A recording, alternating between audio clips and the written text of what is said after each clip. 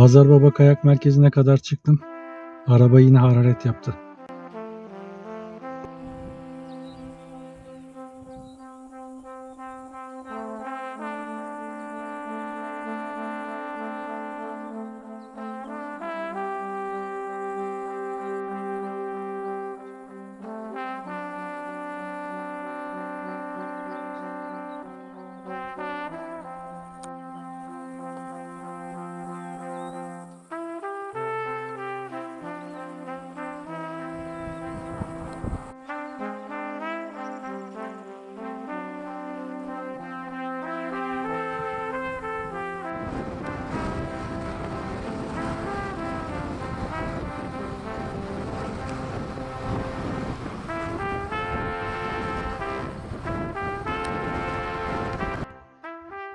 Telin üstündekini kuş sandım. Yanılmışım. Bazen oluyor böyle şeyler.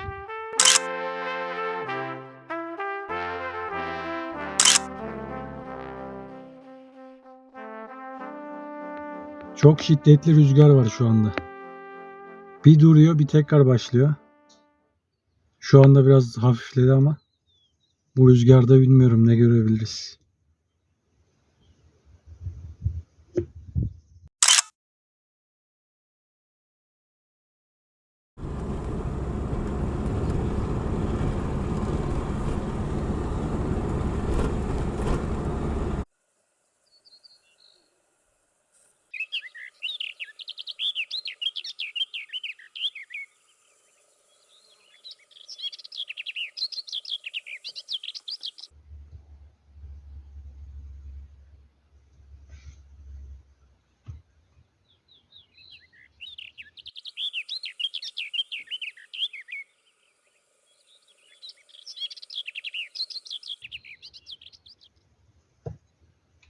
Kayak merkezinden biraz uzaklaştım. Yaklaşık 300 metre. Daha önce Bozkır Ötleğini çektiğim noktadayım. Şu anda yine gördüm buralarda uçuşuyor. Ama fotoğrafını çekemedim şu ana kadar. Burada biraz daha bekleyip bir şansımı denemek istiyorum.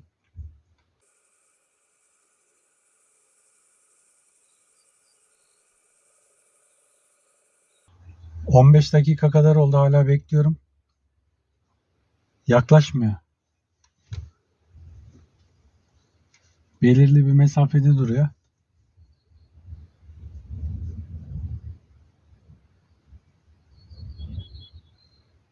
Neyse gidelim biraz daha yukarılara çıkalım. Belki oralarda görürüz.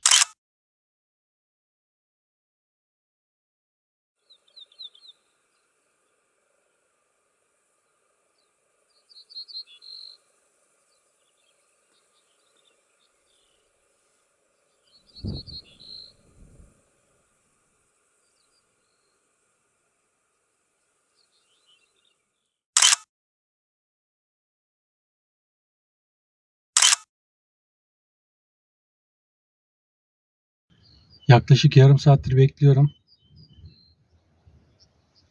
Değişik değişik kuş sesleri geliyor. Bir tanesini çektim. Yanılmıyorsam karabaşlı çinte olarak geçiyor. Ya da kiraz kuşu. Ama mesafe çok uzak. Yani net bir görüntü almak neredeyse imkansız. Bir de rüzgar var. Gizleme ağını serdim pencereye. Ona rağmen yine de yaklaşmadılar. Şimdi biraz daha yukarı devam ediyorum. Bir de orada şansımızı deneyelim.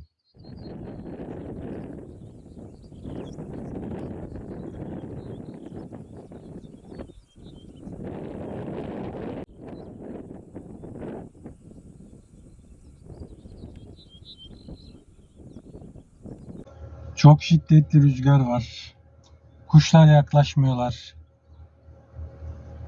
Çok kalitesiz bir hava. Yani böyle bir sıcak, bir yandan sıcak, bir yandan çok bir rüzgar insanı rahatsız ediyor. Kuşlar da yaklaşmıyorlar zaten.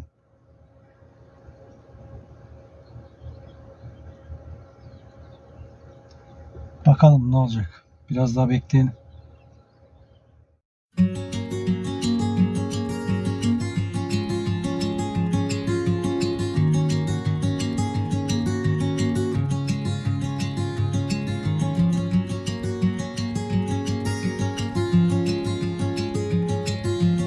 Rakım yükseldikçe rüzgarın şiddeti artıyor.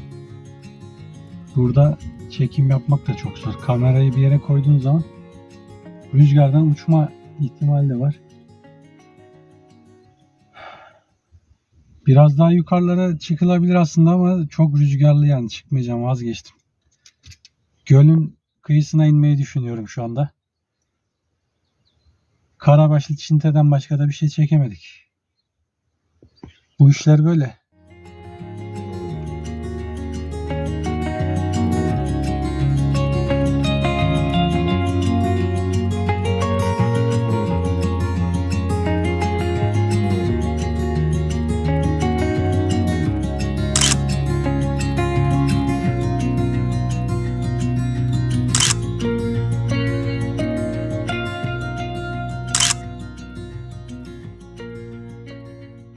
Tam gölün kıyısına inmeye karar vermiştim ki yaklaşık 50-60 metre ileride bir kuş ötüyordu.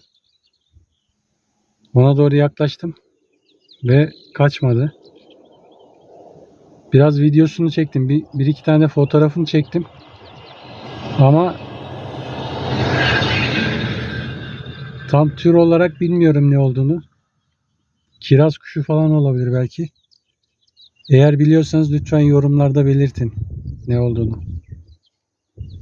Şu anda buradayım. Şuradan, şu bölgeden sesler gelmeye devam ediyor. Zaten tepeye de az kaldı. Biraz daha gidebilirim de belli olmaz. Belki de gölün kıyısına da inebilirim.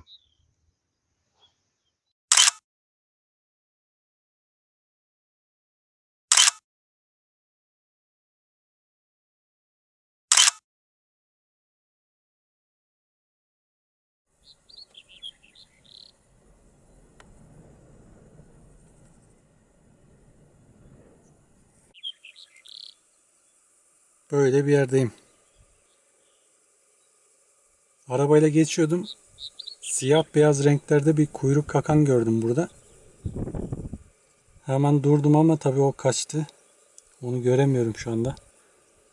Yanılmıyorsam karabaşlı çinte olması lazım. Az önce çektim bir tane.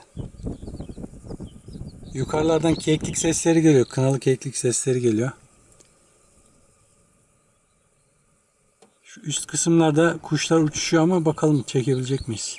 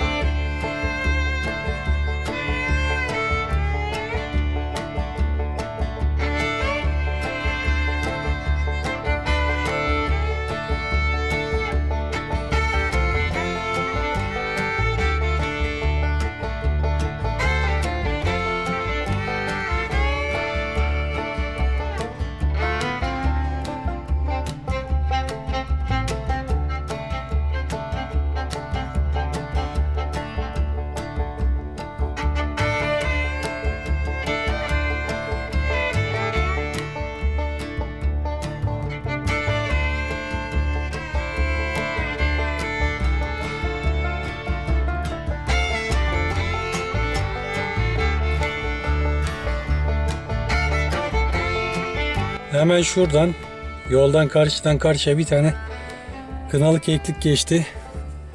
Yetişemedim çekmek için. Şimdi bir dışarı çıkmak.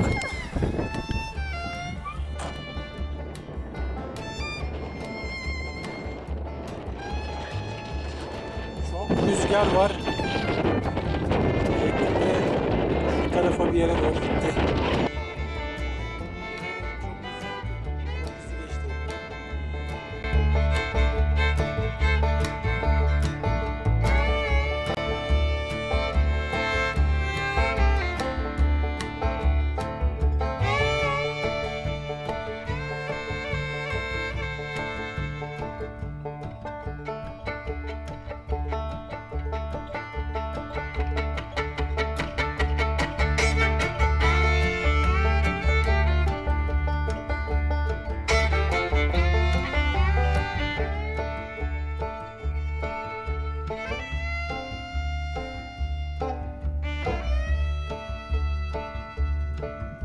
Rüzgar çok şiddetlendi.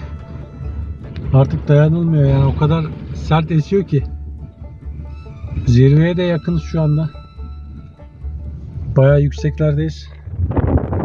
Şu karşıda gördüğünüz bulutlar yer zirvesi. Artık şu anda geri dönüşe geçiyorum. Gölün kıyısına gideceğim.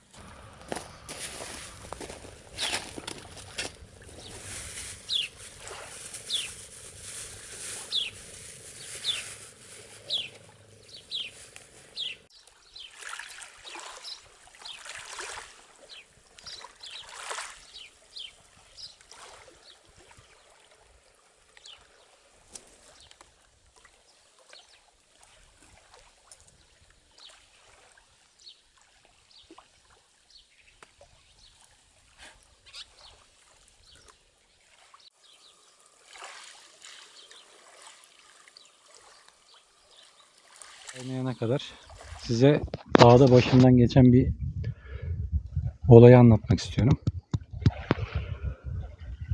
Bir tane taş kuşu gördüm. Taş kuşu olduğundan eminim çünkü daha önce de gördüğüm bir tür. Orada kuşları çekerken yani ilk defa taş kuşu görüyorum orada bugün. Daha önce görmüştüm. Tam geldi böyle yakın bir noktaya kondu. Bir tel var orada. Telin üzerine kondu. Yakın da bir mesafe yani 10-15 metre belki var yok. Tam ben onu çekmek istedim. O sırada bir araba yanaştı. İçinde 2 tane adam. Benden yaşça büyükler. Ya şimdi siz normalde bir insana bir şey söylemek istediğinizde ne dersiniz? İlk yanına yaklaştığınız zaman bir selam verirsiniz, bir merhaba, ne bileyim selamun aleyküm dersiniz ya da merhaba dersiniz ya da ne bileyim işte nasılsın dersiniz, iyi günler dersiniz değil mi? Adam geldi direkt camı açtı. Tam da kuşla önüme girdi zaten arabayla. Kuş o arada uçtu gitti zaten. Çekme şansımızı kaybettik. Wow, wow bir şeyler diyor böyle adam. Dedim amca ne diyorsun? Diyor ki yani onun gibi konuşmayayım da yani kısaca şunu diyor adam. Ne yapıyorsun burada? Dedim fotoğraf çekiyorum. Şey diyor sen kimsin diyor yani niye çekiyorsun diyor yani. Şey ne amacın ne? Dedim yani burası Allah'ın dağı yani dağın başındayız. Çekmem için, fotoğraf çekmek için bir sebep mi olması gerekiyor? Çekiyorum, dağı taşı çekiyorum, kuşları çekiyorum. Bana dedi ki yani çekme diyor yani burada durma. Burayı terk et diyor adam. Yani ben zaten şöyle söyleyeyim size. Mesela köylerden geçiyoruz ya da ne bileyim böyle doğada gezerken kenarda bir ev var, bahçesi var diyelim. Bahçesinin duvarında bir kuş gördüğüm zaman bile mesela ben çekmiyorum. Niye? Çünkü bir şahsa ait bir yer olduğu için özel mülkiyete ait bir yer. Diyorum yanlış anlaşılır. Sanki evlerini çekiyormuşum gibi ya da bahçelerini, tarlalarını, arabalarını, kendilerini çekiyormuş gibi hissederler insanlar. Rahatsız olurlar diye. Zaten o tür yerlerde çekmiyoruz. Dağın başındayım. Rakım 1200-1500'ün bilmiyorum neyse 1300 civarı galiba. Devlete ait bir yer ya. Orada senin olduğun kadar benim de hakkım var ki orası sana ait bir yer değil zaten. Yani baktım adam laf anlayacak gibi değil. Bu tür durumlarda alttan aldığınız zaman adam sanki bir zafer kazanmış edasıyla daha da üstünüze gelmeye çalışıyor. Ben de hiç alttan almadım. Dedim ben burada fotoğraf çekiyorum. Kuşları çekiyorum. İşte dağı çekiyorum. Çiçekleri çekiyorum. Sen dedim buna engel olamazsın. Sen kimsin dedim. Bana diyor ki sen kimsin diyor. Ben de dedim sen kimsin? Dedim aşağıda jandarma noktası var. Korucular var. Jandarma var. Ara dedim jandarmayı. Gelsinler beni burada eğer bir suç işliyorsam alsınlar beni tutuklasınlar ya. Sen kimsin dedim. Neyse böyle bir olay atlattık. Bu tabii ilk değil. Daha önce de birçok kez başımıza geldi buna benzer olaylar. Dediğim gibi zaten insanların şahsi arabası olsun, evi olsun, bahçesi olsun. Onları zaten çekmiyoruz. Yani nadir bir kuş bile görsem bir evin bahçesinde, bir evin bahçesindeki ağacın üzerinde bile olsa kamerayı oraya çevirip çekmiyorum. Niye? Çünkü rahatsız olabilirler. Ne amaçla çektiğimi bilmiyor olabilirler. Haklılar bu konuda. Belki ben de aynı durumda olsam ben de çekmelerini istemeyebilirim. Ama orası dağ ya. Dağın başında gördünüz işte az önce görüntülerde izlediniz. Kamera kayıtta değildi o sırada. Kayıtta olsaydı belki de o tartışmaya da şahit olurdunuz. Yani böyle arkadaşlar bu işin cilveleri mi diyelim artık ne diyelim. Bu iş böyle. İnsanlar anlayışsız yani birçok insan daha doğrusu. Sadece başıma gelen ilk olay değil. Ben yaklaşık 4-5 yıldır bu şekilde dağlarda, göllerde, orada burada sürekli geziyorum, video çekiyorum. Hiçbir zamanda bir şahsa ait bir yerde çekmedim. Yani izin almadan. Önce izin alırsın, daha sonra çekersin. O ayrı bir şey. İzin almadan hiçbir zaman öyle bir şey çekmedim. Neyse canımız sağ olsun. Yani bunun için moralimizi bozacak halimiz yok. Şimdi gölün kıyısında güzel bir yerdeyim. Acıkmıştım. Saat 4-4.30 oldu öğleden sonra. Şimdi bir çay demleyip 1-2 bardak çay içeceğim. Ondan sonra bu bölgede fazla bir şey yok. Birazdan gösteririm size de. Şu tarafta bir 100-200 metrelik bir yer var. Bir oraya doğru gideriz. Ondan sonra arka tarafta gece balıkçılarının falan olduğu bir yer var. Bu arada yolda buraya gelirken gece balıkçılarını çektim. 2-3 tane ağacın üzerindeydim. Bir tanesi de suyun hemen kenarında bir ağaç devrilmişti. Onun kıyısında duruyordu. İşte bu bölgeyi iyi bildiğim için yani az çok artık gele gide öğrendik neyin nerede olduğunu. O noktada daha önce gece balıkçılarının olduğunu biliyordum. Geçerken bir sessizce göz atayım dedim. Hemen aracın camına gizleme ağını serdim. Kaçmadı da gece balıkçılığı. Zaten yani şöyle söyleyeyim, belki de en sevdiğim türü olabilir. Gece balıkçılığını çok seviyorum. Çok güzel bir kuş. Birçok kuşu seviyorum ama gece balıkçılığının yeri bende bir ayrı. Yani onu daha çok seviyorum nedense. Yakından çekme fırsatım oldu. Şimdi çay içtikten sonra gölün doğu kıyısına gideceğiz. Her zaman gittiğimiz bir yer. Bir de oralara bakarız. Hava bugün çok kötü. Yani aslında sıcak ama rüzgarlı, acayip bir rüzgar var. Rahatsız ediyor. Hava durumuna baktığımda da zaten hava kalitesini çok kötü olarak gösteriyordu. Ona rağmen çıktım yani. Neyse, bir çayımızı içelim, sonra devam edelim.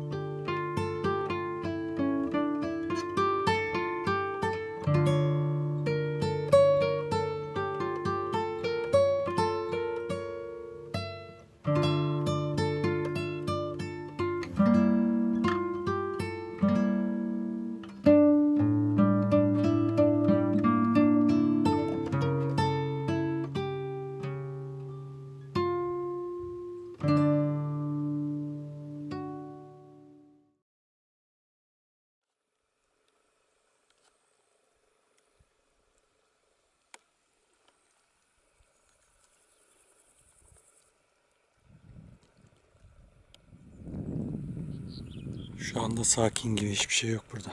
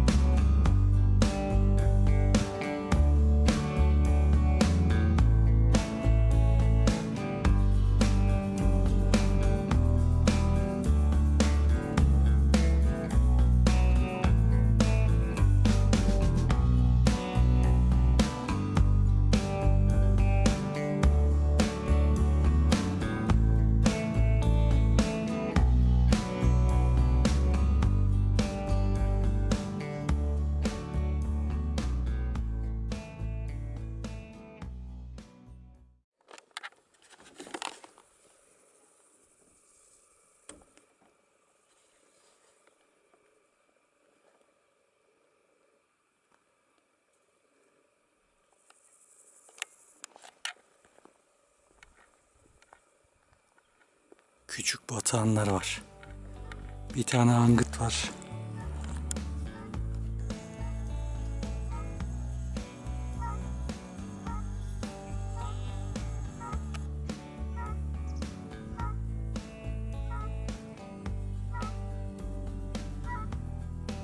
Şu önünden giden de angıtın yavrusu mu yoksa küçük batağan mı bilmiyorum. Arkadaşlar bunlar angıtın yavruları galiba. Hep beraber gidiyorlar.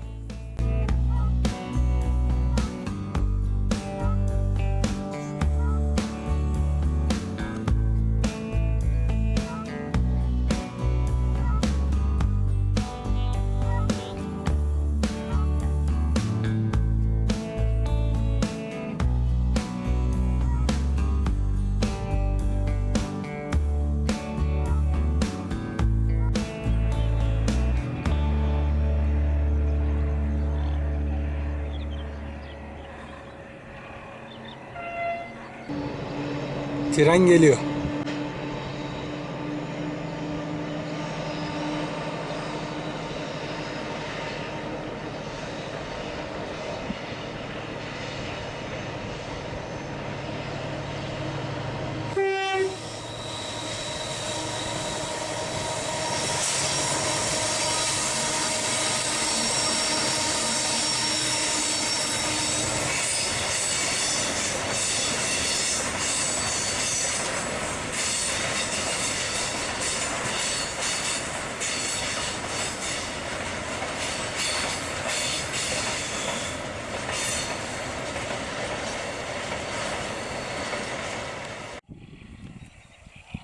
Şimdi burası Plaşköy. Bundan bir önceki videoda burada bayağı bir görüntü aldım. Bahri, gri balıkçıl, küçük ak balıkçıl, büyük kamışçın, bir sürü tür var burada. Ama şu anda fazla buraya zaman ayırmak istemiyorum çünkü daha önceki videoda burada bayağı kayıt almıştım.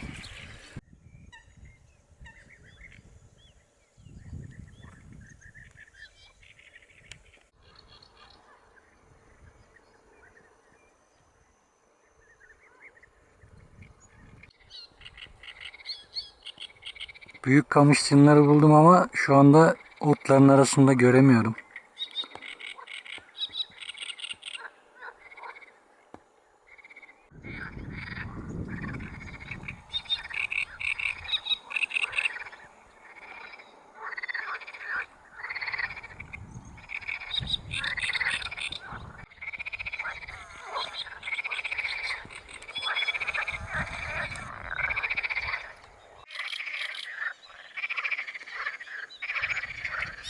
Büyük kamışçın tam karşımda. Ama tam net olarak yerini bilmiyorum. Çünkü gözükmüyor. Şurada bir yerde. Ses geliyor. Kendisini görmek çok zor. Arada bir havalanıp yukarıya biraz bir 20 metre kadar uçup tekrar aşağıya doğru dalış yapıyor ve tekrar oradaki sazlıkların arasındaki otların arasına bir yere dalıyor. Gözden kayboluyor.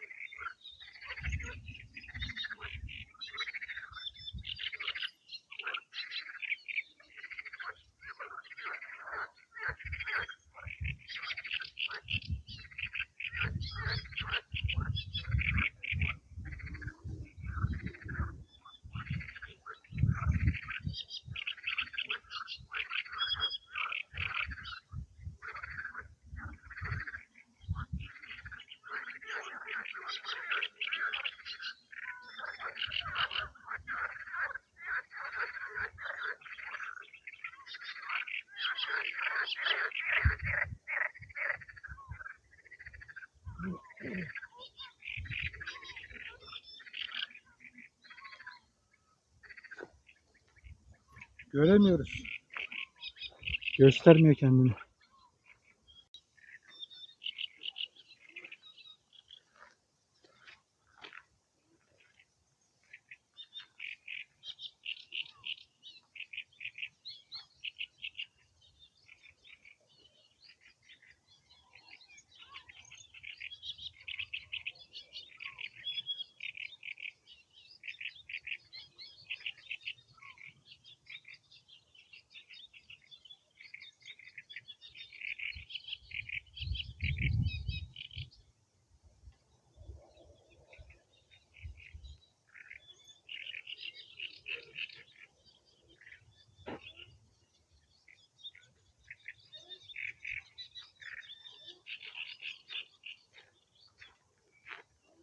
Hayvan öyle bir kamufle oluyor ki görmek imkansız ya.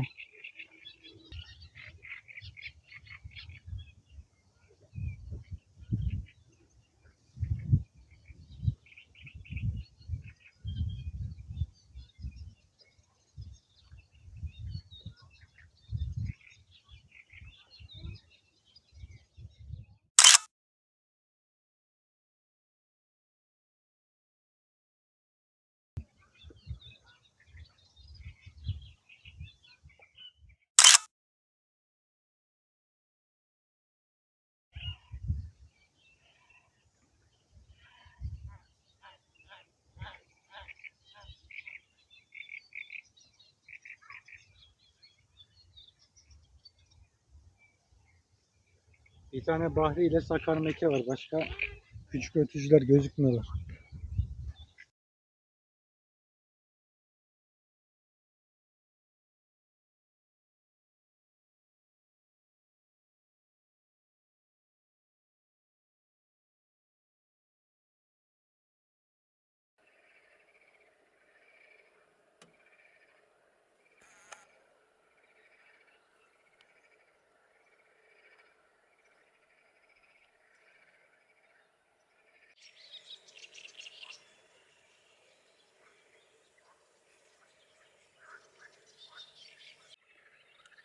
Küçük akbalıkçıl.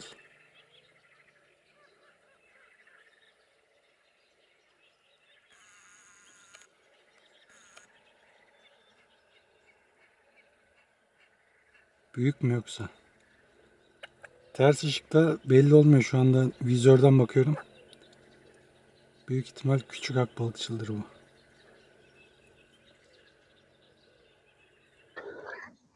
Karşı kıyıya geldim. Burası da ters ışıkta kalıyor günün bu saatlerinde. Bakacağız. Bakalım bulabilirsek. Ha, bu arada az önce çektim fotoğraflarını. Büyük kamışçının. Uzaktan çektim. Nasıl çıktı bilmiyorum. Bakmadım.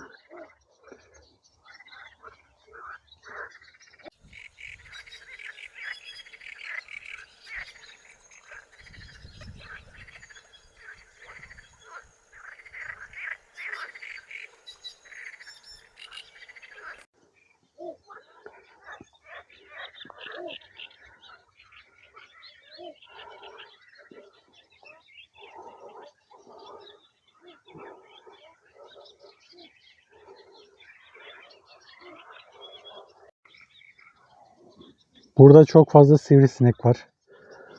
Her yerimi yediler. Şu anda burayı terk ediyorum. Şu karşı istikamete gideceğim. Ters ışıkta olmasına rağmen orada gece balıkçıları falan oluyor. Bir oraya bakalım.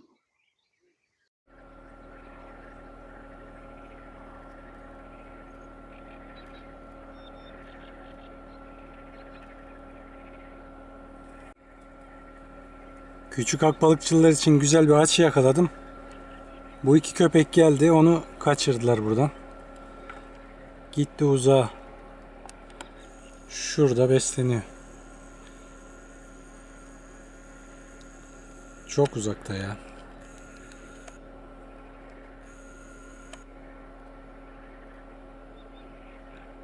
Tam yakınımdaydı. Köpekler gelince kaçtı. Benden kaçmadı aslında.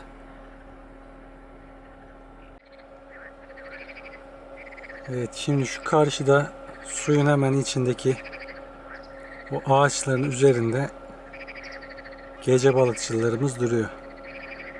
Ama ışık sağ önden geliyor şu anda. Tam net görüntü alamıyorum.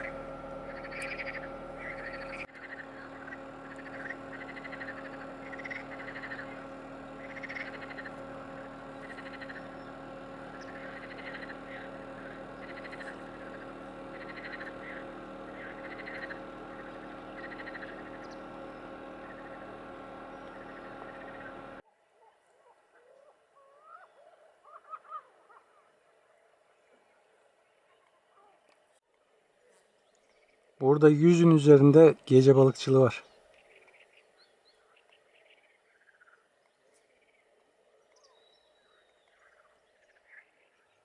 Şu gördüğünüz gece balıkçılığı bana en yakın konumda olan. Bakın aradaki mesafeye.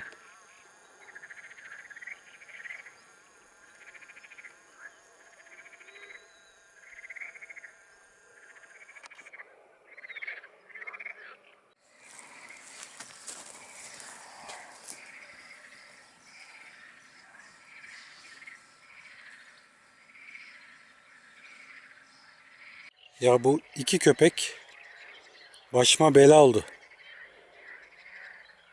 Gittiler kamerayı yalamaya. Mecburen kamerayı oradan kaldırmak zorunda kaldım. Şimdi gidiyorlar. Bir rahat vermediler ya. Kuşları da de çekemedik zaten bunların yüzünden. Ya bir de saldırırlar maldırırlar. Küçükken köpek ısırmıştı. O yüzden biraz korkuyorum bu köpeklerden. Dağın başındayız. Ne olur ne olmaz. Ha, gittiler.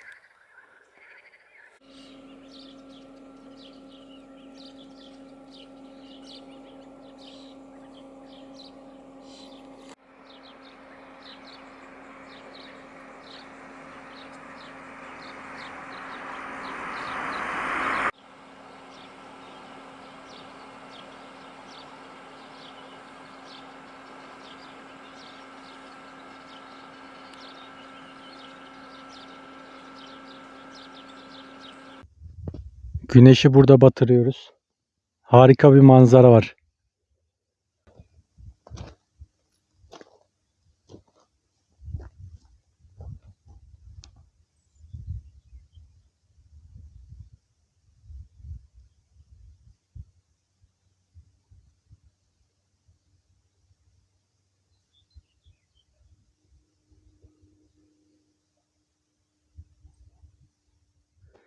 Şimdi fotoğraf makinesinde ND filtre taktım. Uzun pozlama almaya çalışacağım. Eğer güzel fotoğraflar çekersem videonun sonuna onları ekleyeceğim arkadaşlar. Buraya kadar izlediğiniz için teşekkür ediyorum. Başka videolarda görüşmek üzere. Eğer bu tür içerikleri beğeniyorsanız kanala abone olursanız bana da bir katkı sağlamış olursunuz. Şimdiden teşekkür ediyorum. Kendinize iyi bakın. Hoşça kalın.